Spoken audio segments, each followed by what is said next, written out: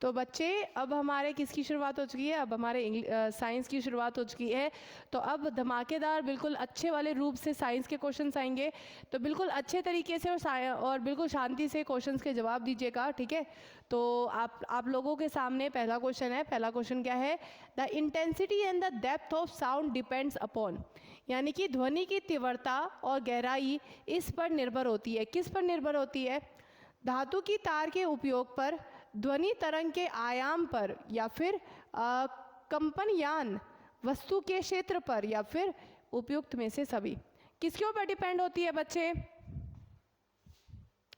आयाम पर, आयाम पर, वेरी गुड, बिल्कुल सही है। आयाम पर डिपेंड होती है ध्वनि की तीव्रता और गहराई। और बच्चे फ्रीक्वेंसी के ऊपर क्या डिपेंड होती है, अगर हम बात करें पिच की, ठीक है, पिच की बात करें तो तीखेपन, आवाज़ का तीखापन किसके ऊपर डिपेंड करता है, आवृत्ति के ऊपर, ठीक है, आवृत्ति के ऊपर, आवृत्ति यानी कि फ्रीक्वेंसी के ऊपर, ठीक है, फ्रीक्वेंसी। आवाज़ की शार्पनेस, पिच किसके ऊपर डिपेंड करती है, आवृत्ति यानी कि फ्रीक्वेंसी के ऊपर, ठीक है। अगला question, SI unit of electric charge is, विद्युत आवेश की एसआई इकाई क्या है। जी बच्चे वोल्ट है, वी से नापते हैं हम इसको, एम्पियर ए, कूलम्ब सी, या फिर डी टेस्ला। किसके ऊपर डिपेंड, इलेक्ट्रिक चार्ज की इकाई क्या होती है बच्चे। तो बच्चे सबसे पहले हमारे पास चार्ज आता है, चार्ज की इकाई होती है कूलम्ब, ठीक है, स्पेलिंग गलत थोड़ी सी, कूलम्ब होती है चार्ज की इकाई। फिर हम देखते हैं करंट की इकाई, ठीक है, करंट की इकाई क्या होती है, एम्पियर होती है। फिर आता है पोटेंशियल डिफरेंस, पोटेंशियल डिफरेंस, ठीक है, पोटेंशियल डिफरेंस की इकाई होती है वोल्ट होती है। रजिस्टेंस किसकी इकाई होती है, रजिस्टेंस की इकाई होती है ओम होती है। और रजिस्टिविटी की इकाई क्या होती है, रजिस्टिविटी, ठीक है, रजिस्टिविटी की इकाई होती है ओम मीटर होती है, ठीक है, क्या होती है, ओम मीटर की होती है। पावर की इकाई क्या होती है, पावर की इकाई होती है वैसे तो वाट होती है, पर जब हम कैलकुलेशन करेंगे तो किस में करेंगे, किलोवाट आर के अंदर करेंगे, ठीक है।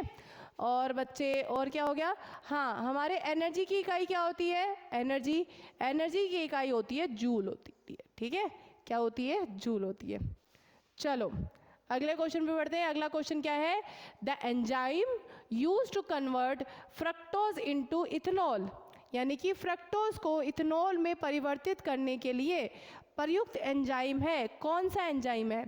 जी बच्चे जाइमेज, ठीक है, ये स्पेलिंग है जाइमेज की, जाइमेज, इन्वर्टेज, डाइटीज, या फिर बच्चे फ्रक्टोज, कौन से एंजाइम का इस्तेमाल करते हैं। हाँ बच्चे दुर्गेश, मैं प्रीवियस ईयर क्वेश्चन ही ले रही हूँ यार, मैं अपनी तरफ से नहीं बना रही हूँ, सारे क्वेश्चंस प्रीवियस ईयर हैं। शुरुआत में थंबनेल में हमने लिखा है ना कि प्रीवियस ईयर क्वेश्चंस हैं, तो मैं कहाँ से नए क्वेश्चंस बनाऊंगी, क्वेश्चन तो यही है, मैं तो कोई नए क्वेश्चंस नहीं लेके आ रही।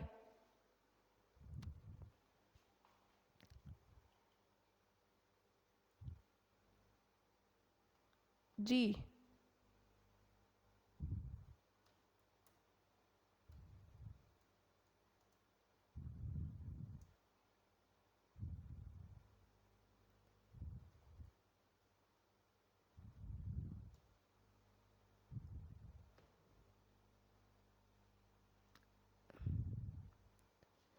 टेस्ला, हाँ ठीक है, टेस्ला की बता देती हूँ। टेस्ला की होती है मैग्नेटिक फ्लक्स डेंसिटी, ठीक है, विद्युत चुंबकीय धारा, ठीक है, टेस्ला की होती है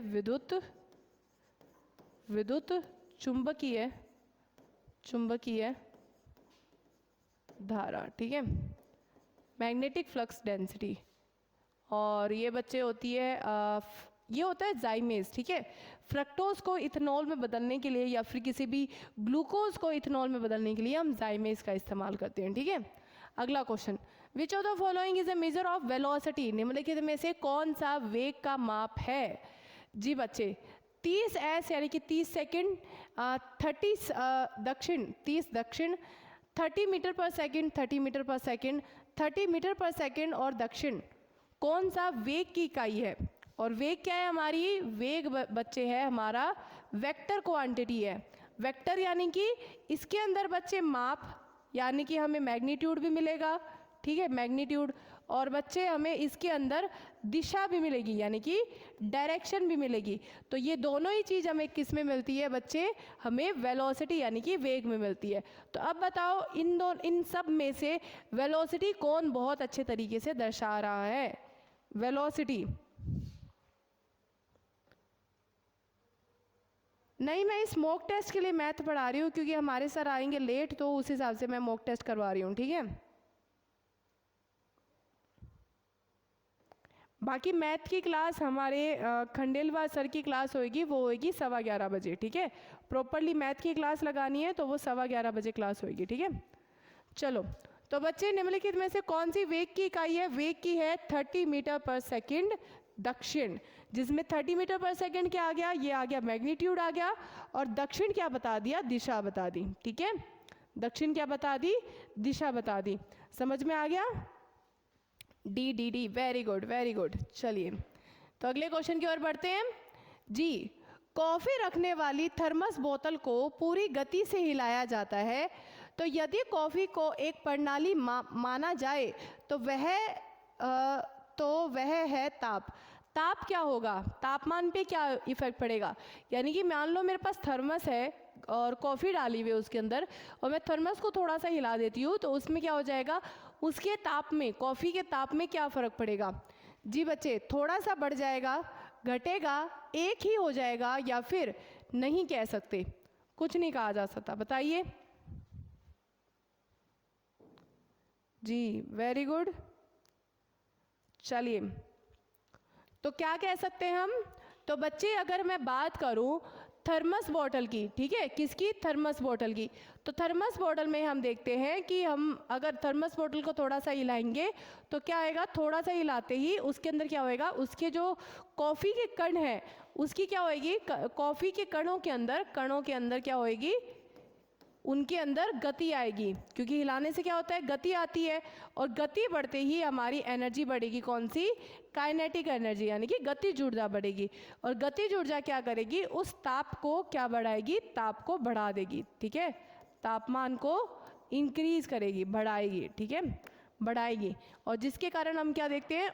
कॉफ़ी का ऑल ओवर तापमान बढ़ता है, ठीक है।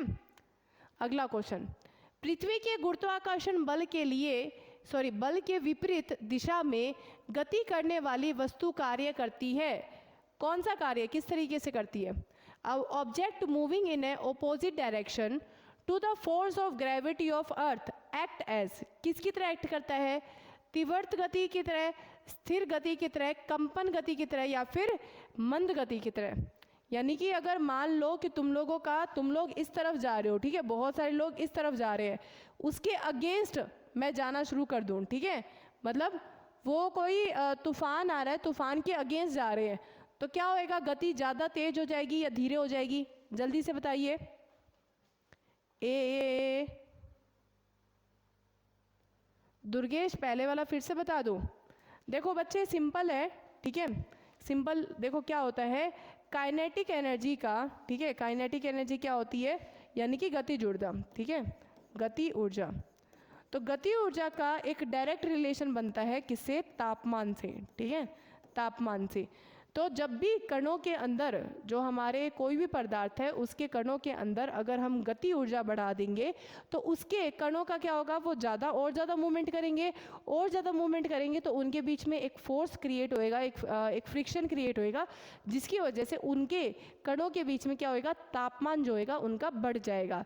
तो जैसे ही मैं कॉफ़ी को हिलाती हूँ, कॉफ़ी को हिलाने से उनके कणों के बीच में हिलावट होएगी, है ना, वो कण इधर उधर होएंगे, इधर उधर होने के कारण क्या होएगा? उनके अंदर गति ऊर्जा आएगी, मतलब गति आएगी ना, वो मूवमेंट में आ गए, तो मूवमेंट में आते ही उनके अंदर गति ऊर्जा आ जाएगी, गति ऊर्जा आते ही क्या हो जाएगा? उनका तापमान बढ़ जाएगा। क्यों? क्योंकि गति ऊर्जा और तापमान के बीच में क्या है? डायरेक्ट रिलेशन है। क्या है? डायरेक्ट रिलेशन है। बहुत बहुत अच्छा पढ़ाती हो, thank you Vaibhav, thank you बच्चे, थैंक यू सो मच। चलिए, अगर अच्छा लग रहा है तो क्लास को लाइक जरूर करिएगा और उसके साथ में चैनल को जरूर सब्सक्राइब कर दीजिएगा, ठीक है। चलिए, अगले क्वेश्चन पढ़ते हैं जी। पृथ्वी के गुरुत्वाकर्षण बल की विपरीत दिशा में गति करने वाली वस्तु क्या होती है? तो मंद गति से चलती है, ठीक है। अगर आपके जैसे पृथ्वी की दिशा क्या होती है, पृथ्वी की दिशा मान लो फॉर एग्जांपल, जैसे मैं यहाँ पे हूँ, ठीक है, अभी तो मैं नॉर्मल चल रही हूँ। अब मान लो मैं जब सीढ़ियों पे ऊपर ऊपर चढ़ना शुरू कर देती हूँ, बहुत ही कॉमन सा एग्जांपल है, जब भी हम सीढ़ियों पे ऊपर की ओर चढ़ते हैं तो हम क्या करते हैं कि हमारी जो पृथ्वी है वो तो हमें नीचे की ओर खींच रही है, लेकिन हम जा कर रहे हैं, ऊपर की ओर जाते हैं। तो जब ऊपर की ओर पृथ्वी के गुरुत्वाकर्षण बल के अगेंस्ट जाते हैं तो क्या होता है, फोर्स लगता है। फोर्स लगने के कारण क्या होगी, हमारी जो गति हो जाएगी वो मंद हो जाएगी, क्योंकि हम जब नीचे आते हैं, नीचे बहुत आसानी से आ पाते हैं, लेकिन ऊपर चढ़ने में हमें क्या होता है, फोर्स ज़्यादा लगता है। ठीक है, फोर्स क्या होता है, ज़्यादा लगता है।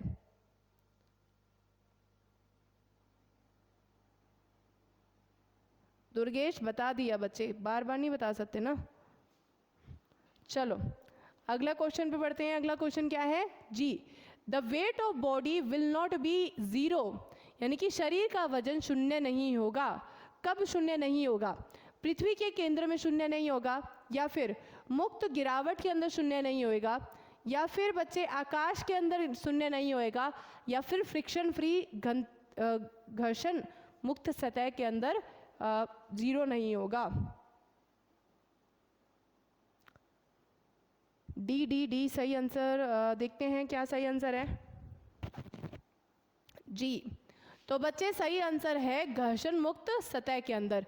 अब देखो, शरीर का वजन जो होता है, हमारे शरीर का वजन, सबसे पहली बात, पृथ्वी के केंद्र के अंदर डेफिनेटली शरीर का वजन कितना होएगा, जीरो, क्योंकि वहां पे पृथ्वी के केंद्र के अंदर क्या हो जाती है, ग्रेविटी हो जाती है जीरो। ठीक है, ग्रेविटी क्या हो जाती है, जीरो। और ग्रेविटी जीरो कहाँ होएगी, और होएगी मुक्त गिरावट के अंदर।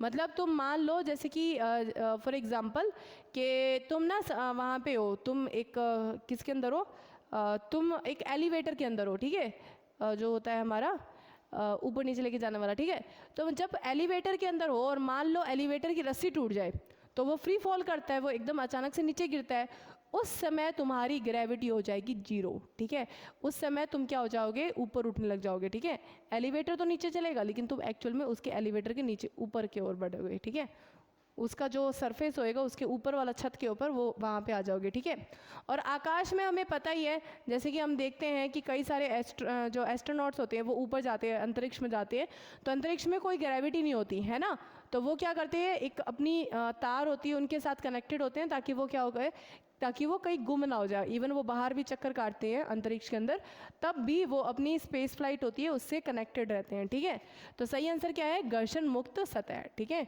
तो सतह तो चाहे कैसी भी हो, घर्षण वाली हो या घर्षण मुक्त हो, ग्रेविटी तो रहेगी, है ना, क्योंकि जैसे ये मेरी जहाँ पे मैं खड़ी हूँ, ठीक है, वहाँ पे थोड़ा बहुत घर्षण होगा, अगर घर्षण ना भी हो तब भी ग्रेविटी रहेगी, क्योंकि कोई भी सतह हो, सतह तो सतह पे ग्रेविटी रहती है। ठीक है जी। राखी जी नमस्ते, जय हिंद, कैसे हैं आप। चलिए तो अगले क्वेश्चन की ओर बढ़ते हैं। अगला क्वेश्चन क्या है, अगला क्वेश्चन कहता है जी, देखो ये क्वेश्चन मैं करवा चुकी हूँ। ठीक है, तो क्वेश्चन क्या था, क्वेश्चन है when 10⁻19 electron is removed from a neutral metal plate, जब 10⁻19 यानी कि 10⁻19 इतने इलेक्ट्रॉन एक मेटल की प्लेट से निकाल दिए गए हैं, it will have electric charge on it. Electric charge कितना आएगा इसके ऊपर, कूलम के अंदर।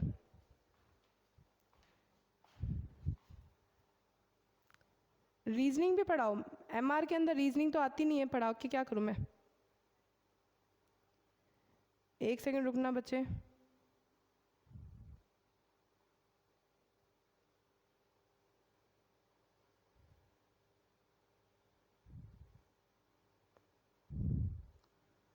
ओह थक गई मैं तो।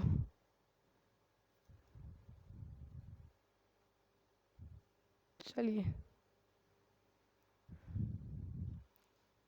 जी,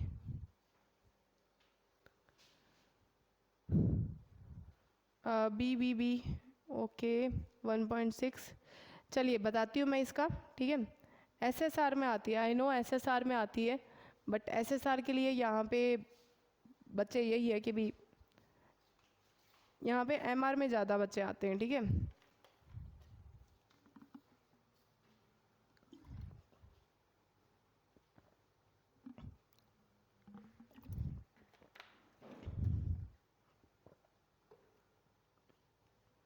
आलोक बोल रहा है 1 सेकंड हो गया।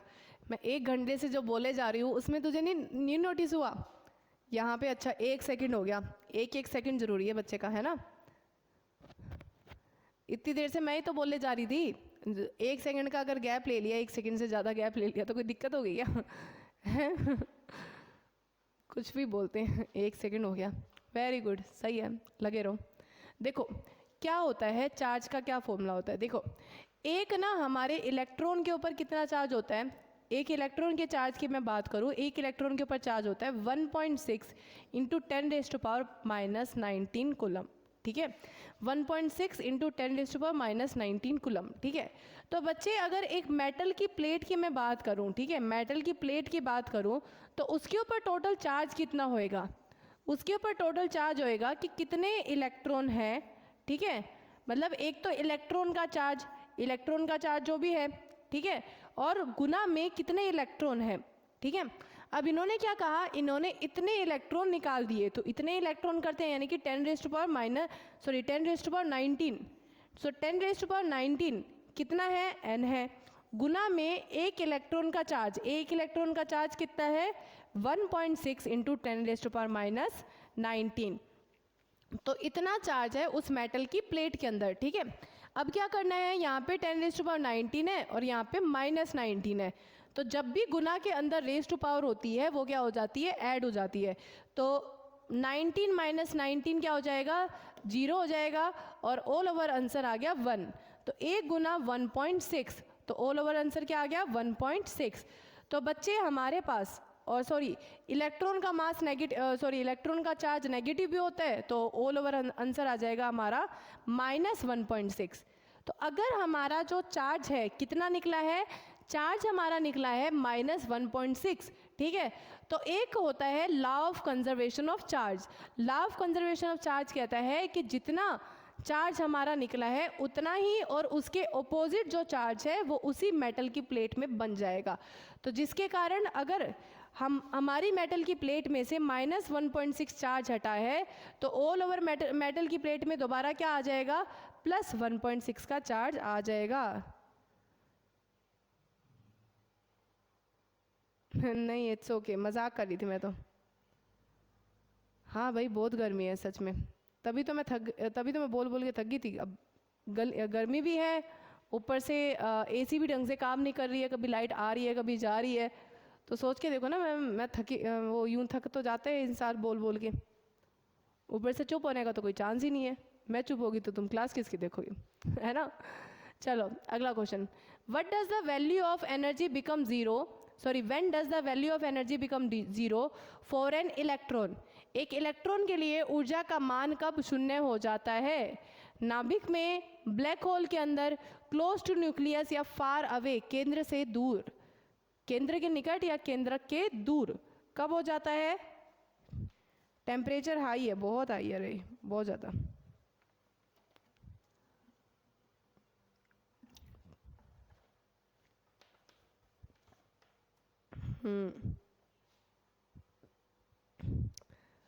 चलो तो बच्चे एक इलेक्ट्रॉन के लिए ऊर्जा का मान जो है वो कब हो जाएगा, जब वो केंद्र से बहुत दूर चला जाता है।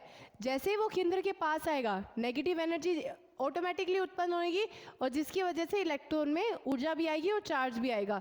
लेकिन जैसे जैसे एक एटम के अंदर, ठीक है, नाभि से इलेक्ट्रॉन दूर जाता है तो उसके अंदर क्या होती है, उसकी एनर्जी कम होती जाती है, ठीक है? चलिए अगला क्वेश्चन, चंद्रमा पृथ्वी के चारों ओर घूमता है क्योंकि पृथ्वी चंद्रमा पर बल लगाती है। क्या पृथ्वी चंद्रमा पर कोई कार्य करती है? क्वेश्चन है आपका कि पृथ्वी के, यानी कि ये हमारी पृथ्वी है और पृथ्वी के चारों ओर चंद्रमा क्या है, चक्कर लगाता है, करेक्ट? तो चक्कर लगाने के अंदर आपको ये बताना है कि चक्कर कैसे लगाता है, क्योंकि पृथ्वी और चंद्रमा के बीच में क्या है, एक फोर्स आ रहा है, ठीक है? क्या आ रहा है, फोर्स आ रहा है। तो आपको ये बताना है कि क्या पृथ्वी कोई कार्य करती है। तो पृथ्वी जो कार्य करती है, अब देखो पृथ्वी का कार्य का फॉर्मूला क्या होता है, वर्क डन का फॉर्मूला क्या होता है, वर्क का फॉर्मूला होता है F.S। F.S यानी कि F गुना S यानी कि डिस्प्लेसमेंट गुना कॉस थीटा। अब यहाँ पे थीटा की वैल्यू क्या आएगी, फोर्स मेरा लग रहा है इस डायरेक्शन में, ठीक है, यानी कि फोर्स की डायरेक्शन ये होगी, और गति की डायरेक्शन क्या है, मतलब किस डायरेक्शन में मून मूव कर रहा है, मून मूव कर रहा है इस डायरेक्शन में, तो इनके बीच में एंगल क्या हो गया 90 डिग्री। तो 90 डिग्री क्या है, फोर्स और गति के डायरेक्शन के बीच का एंगल। तो फोर्स और गति के डायरेक्शन के बीच का एंगल क्या है, 90 डिग्री है। तो कोस 90 डिग्री की वैल्यू पुट कर दो, कोस 90 डिग्री, फिर गुना में एफ गुना में एस, एफ गुना एस जो भी आ जाएगा, कोस 90 डिग्री की वैल्यू होती है 0। तो आंसर क्या आता है, नहीं। अर्थ जो होती है, पृथ्वी जो होती है, वो कोई कार्य नहीं करती। दुर्गेश, अरीफ खान बोल रहे हैं मैम मेरे यहाँ तो स्नोफॉल हो रहा है। अरीफ खान आप कहाँ से बिलोंग करते हैं, स्नोफॉल वाले, ऐसा कौन सा इंसान अभी।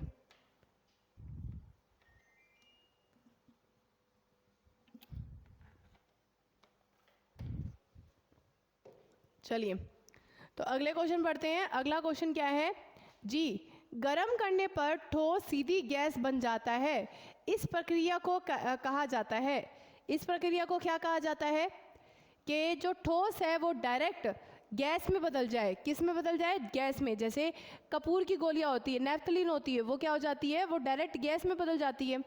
तो उसे क्या कहा जाता है, ऊर्ध्वापातन, ठीक है, ऊर्ध्वापातन, ठीक है, यानी कि सब्लिमेशन, इवेपोरेशन यानी वाष्पीकरण, डिफ्यूजन यानी प्रसार, और कॉम्पैक्शन यानी कि संघनन। बताओ।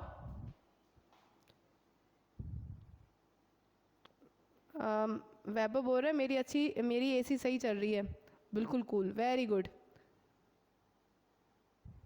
ऊर्ध्वापातन के very good very good. Evaporation नहीं होता बच्चे, ऊर्ध्वापातन, बिल्कुल सही आंसर दिया है राखी ने, ऊर्ध्वापातन कहलाता है।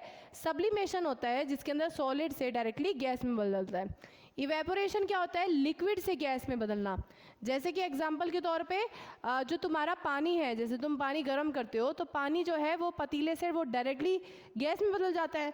तो लिक्विड से गैस में बदलने को क्या कहा जाता है, इवेपोरेशन, ठीक है, इवेपोरेशन। अगला क्वेश्चन जी,